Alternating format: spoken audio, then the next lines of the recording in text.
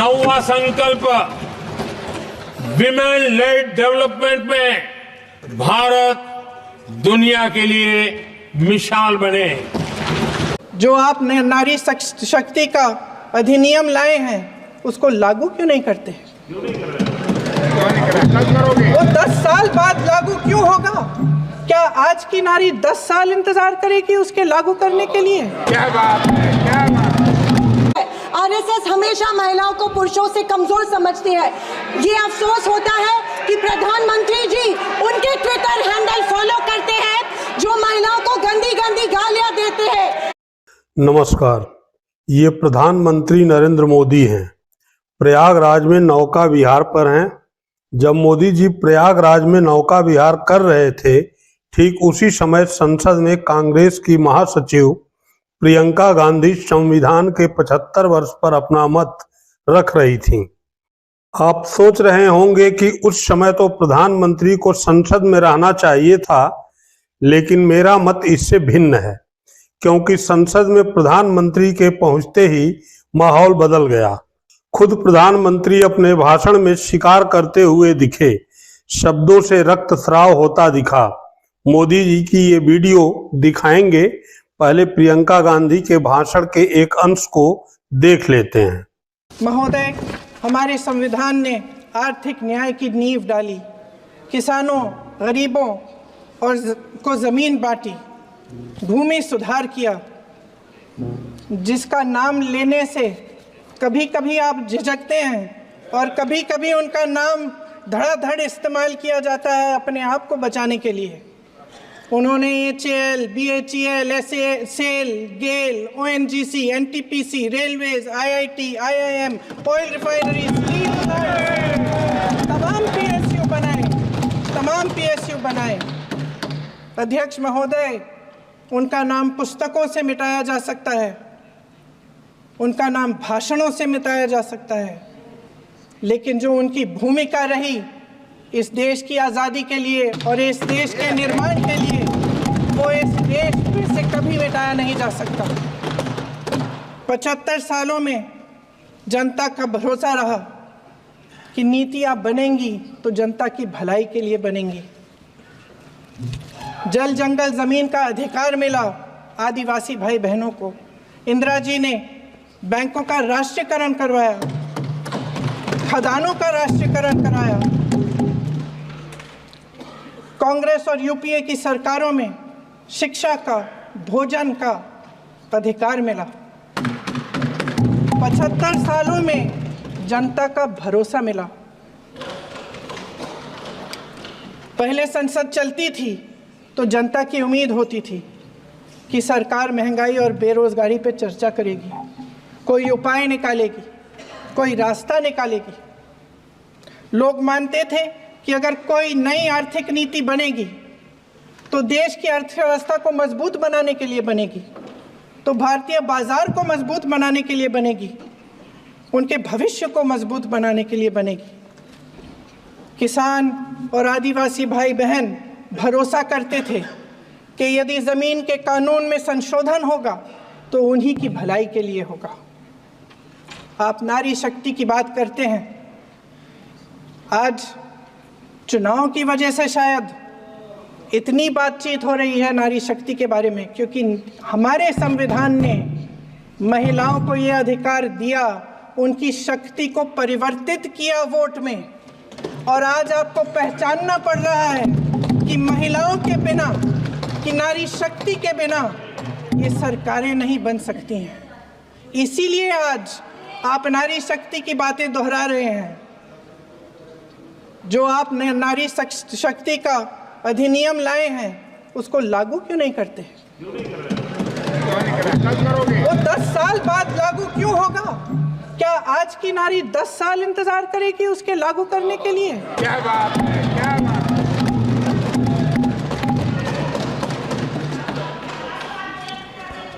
आज संसद में बैठे हुए सत्ता पक्ष के मेरे साथी ज़्यादा से ज़्यादा अतीत की बातें करते हैं। 1921 में क्या हुआ, कब हुआ, नेहरू जी ने क्या किया,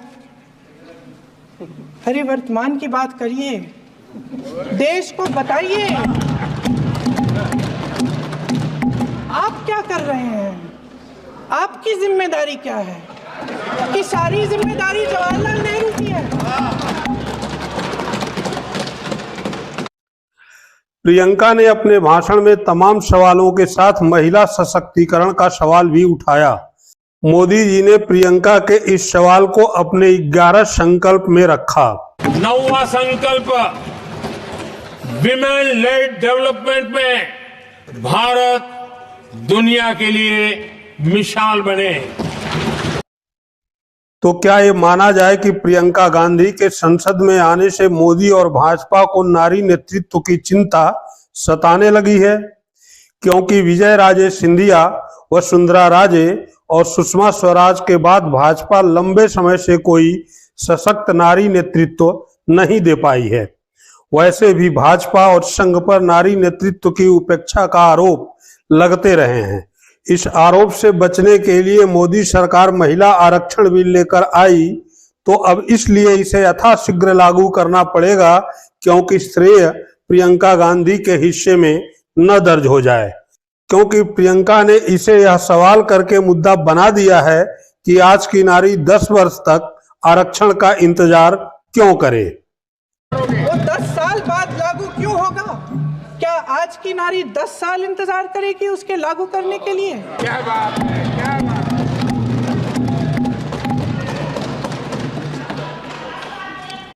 मित्रों, ये सवाल केवल इसलिए नहीं है कि प्रियंका गांधी अपने पहले ही भाषण में सत्ता पर भारी पड़ी, बल्कि इसलिए कि कांग्रेस में परिणीति शिंदे और कुमारी शैलजा जैसी ऐसी युवा सांसद हैं जो संसद में भाजपा के महिला विंग पर ही नहीं, पुरुष नेतृत्व पर भी भारी पड़ेंगी।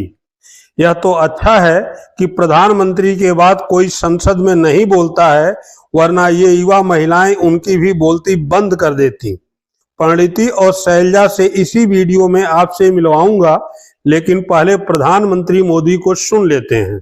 ये संविधान संशोधन करने का ऐसा खून कांग्रेस के मुंह लग गया कि समय समय पर वो संविधान का शिकार करती रही।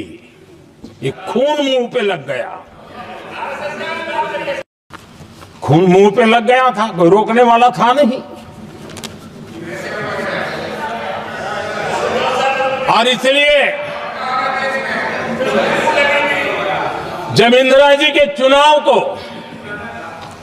गैर रीति के कारण, असंवैधानिक तरीके से चुनाव लड़ने के कारण अदालत ने उनके चुनाव को खारिज कर दिया और उनको एमपी पद छोड़ने की नौबत आई, तो उन्होंने गुस्से में आकर के देश पर इमरजेंसी थोप दी, आपातकाल लगा दिया। देखा आपने, शिकार, मुंह में खून। क्या इस तरह की भाषा प्रधानमंत्री की समझ पर सवाल खड़े नहीं करती है? क्या प्रधानमंत्री का ये भाषण हम अपने बच्चों से साझा कर सकते हैं? कमेंट में अपने विचार जरूर लिखें। अब आप सुनिए परिणीति शिंदे और कुमारी शैलजा को, जिन्होंने प्रियंका गांधी की लाइन को आगे बढ़ाते हुए सत्ता की बोलती बंद कर दी। महोदय, मुझे आपने इस ऐतिहासिक दिन में अपनी बात रखने का अवसर दिया, मैं आपका तहे दिल से शुक्रिया अदा करती हूँ। मैं उस राज्य से हूँ जहाँ संत ज्ञानेश्वर, संत तुकाराम और संत रोहिदास जैसे अनेक संतों ने समाज को प्रेम और सद्भावना दी। दूसरी तरफ शिवाजी महाराज, संभाजी महाराज और शाहू महाराज जैसे शूरवीरों ने अपनी दूरदृष्टि से सामाजिक एकता और न्याय संगत समाज प्रणाली की स्थापना की। मैं उस महाराष्ट्र की पुत्री हूँ जहाँ महिलाओं के अधिकार सुनिश्चित करने हेतु अनेक आंदोलन द्वारा महात्मा ज्योतिबा फुले, क्रांति ज्योति सावित्रीबाई फुले जैसे समाज सुधारकों ने समाज को एक नई दिशा दी। मैं उस महाराष्ट्र की बेटी हूँ जहाँ के महान सुपुत्र डॉक्टर बाबा साहेब अम्बेडकर जी ने इस देश को संविधान के रूप में एक सशक्त और न्याय संगत लोकतांत्रिक मूलाधार प्रदान किया। पर आज उसी महाराष्ट्र में बीजेपी के सरकार के शपथ विधि के बिल्कुल 5 दिन बाद उसी संविधान की प्रत की विटंबना की जाती है। मैं इस बात का निषेध करती हूँ। परभनी जिले में संविधान के प्रत की विटंबना की गई। संविधान के हीरक महोत्सव के उपलक्ष्य में जब मेरे विचार रखने का मौका मुझे मिला तो मैं ये जरूर कहूंगी कि संविधान सिर्फ एक किताब या नियमों की एक संगति सूची नहीं है, बल्कि मेरी जान है संविधान, मेरी पहचान है संविधान और इस देश की आत्मा है संविधान। दूसरी तरफ आजादी के 50 साल बाद तक अपने तिरंगे को और संविधान को न मानने वाले सत्ता पक्ष के लोग इस देश की उसी आत्मा को कमजोर और खोखला करने की साजिश कर रहे हैं। इसी शुरुआत उसी दिन हो गई जिस दिन धर्मनिरपेक्षता, सेक्युलरिज्म, जो संविधान का एक मूलभूत आधार स्तंभ है, उसी को लेके गाली या एक कलंक में रूपांतरित करने का प्रयत्न सत्ताधारियों द्वारा होने लगा है। सेक्युलरिज्म को आज भी इस भारत देश की पहचान है, उसे सत्ताधारी पक्ष एक कमजोरी कर रहे हैं या एक बीमारी साबित करने की होड़ में लग गए हैं। संविधान की किसी भी चर्चा या बहस को ये लोग सिर्फ इमरजेंसी पर ले जाते हैं, पर ये भूल जाते हैं कि स्वर्गीय इंदिरा गांधी जी, हमारी पहली महिला पंतप्रधान इंदिरा गांधी जी ने उस वक्त के हालातों के मद्देनजर वो संवैधानिक कदम उठाए थे और उस दौरान हुए गलतियों की माफी भी देश के जनता से मांगी थी। और इतना ही नहीं, उनके विरोधियों ने गठित की गई कमेटी ने उन पर लगे सारे इल्जामों से उन्हें बारी कर दिया था। मैं आज इस सदन में पूछना चाहती हूँ मोदी सरकार से, सॉरी 400 पार का नारा फेल होने के बाद एनडीए सरकार से पूछना चाहती हूँ, आप मणिपुर पर देश की जनता से माफी कब मांगोगे? आप किसान आंदोलन में शहीद हुए 700 से अधिक किसानों के परिवारों की माफी कब मांगोगे? नोटबंदी के चलते हजारों लोगों के परिवार और छोटे कारोबार बंद हुए, उसके लिए माफी कब मांगोगे? हाथरस के लिए, उन्नाव के लिए आप माफी कब मांगोगे? आए दिन महिलाओं पर हो रहे अत्याचारों के लिए माफी कब मांगोगे? जो बदलापुर में मासूम बच्चों के ऊपर मोलेस्टेशन हुआ, उसके लिए आप कब माफी मांगोगे? जेल में बैठकर अपराधी मर्डर प्लॉट्स गुजरात में सरकार उनको संरक्षण दे रही है, उसके लिए आप कब माफी मांगोगे? खैर, ये इनकी हिस्ट्री रही है या इनके डीएनए में है कि माफी सिर्फ खुद को बचाने के लिए अथॉरिटी में बैठे लोगों से मांगते हैं, आम जनता से ये माफी नहीं मांगते हैं। सत्ताधारी पक्ष के संविधान पर दिए गए भाषण सुनकर हंसी आ रही थी और अचरज भी हो रहा था, क्योंकि जो लोग इस देश में संविधान स्थापित होने के बाद हर पल संविधान को कोसते रहते हैं और हमेशा इस संविधान के विरोधी रहे हैं, उन्हीं को आज संविधान के गुणगान करते देख मन में प्रसन्नता हो रही है और संविधान के प्रति मेरी निष्ठा द्विगुणित हो रही है, क्योंकि ये एहसास हो रहा था कितने ही झूठ के पहाड़ बना लो, सच के आगे आखिर झुकना ही पड़ता है। आरएसएस ने तिरंगा को माना नहीं था। उन्होंने कहा था कि 3 अंक अशुभ होता है, तो क्या ब्रह्मा विष्णु महेश अशुभ है? जो हम 3 रेखाएं माथे पे लिखते हैं वो अशुभ है? क्या त्रिशूल अशुभ है? ये मैं इन्हें पूछना चाहती हूँ। वर्ष 1993 में आरएसएस ने अपने श्वेत पत्र में संविधान को कचरे का ढेर करार दिया था। क्या ये तिरंगे के खिलाफ नहीं है? तत्कालीन आरएसएस प्रमुख ने उस टाइम संविधान को बदलने की मांग की थी। आरएसएस महिलाओं को हमेशा पुरुषों से कमजोर समझती है। आरएसएस हमेशा महिलाओं को पुरुषों से कमजोर समझती है। ये अफसोस होता है कि प्रधानमंत्री जी उनके ट्विटर हैंडल फॉलो करते हैं जो महिलाओं को गंदी गंदी गालियां देते हैं। इस बात का अफसोस होता है कि प्रधानमंत्री, हमारे देश के प्रधानमंत्री ये करते हैं। जनवरी 26, 2001 में इन्होंने तिरंगा माना और इतने सालों बाद तिरंगे को नागपुर में होस्ट किया।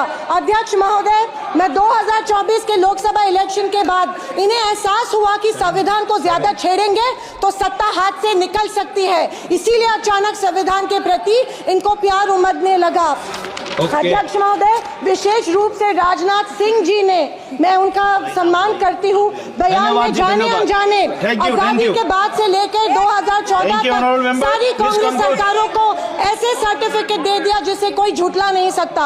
उनके मुताबिक संविधान की बदौलत एक गरीब का बच्चा प्रधानमंत्री बना, लेकिन उसकी नींव सर 2 मिनट सर प्लीज। मैं आखिर में यही कहना चाहती हूँ, मैं भारत का, मैं कुछ पंक्तियां कहना चाहती हूँ।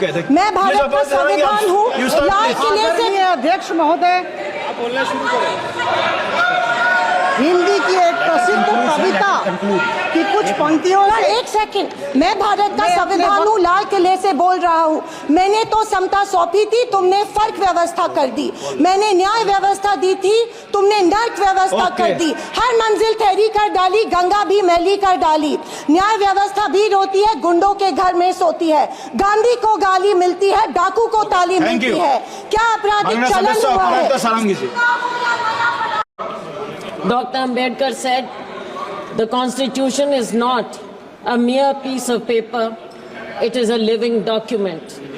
Sir, today it has become the order of the day to first demolish the Constitution and then try to resurrect it. It has also become the order of the day by the ruling disposition to demonize some of our founding fathers. Sir, who can deny the role of Jawaharlal Nehru? Sir, the making of the Constitution began with the establishment of the Constituent Assembly on December 13th, one day before today, 1946. The process of drafting the Constitution was initiated by Jawaharlal Nehru's Objectives Resolution. Please don't forget that, which aimed to declare India as a sovereign republic. Priyanka, Praniti और शैलजा का भाषण ही क्यों, राहुल गांधी का क्यों नहीं, ये आपका सवाल हो सकता है।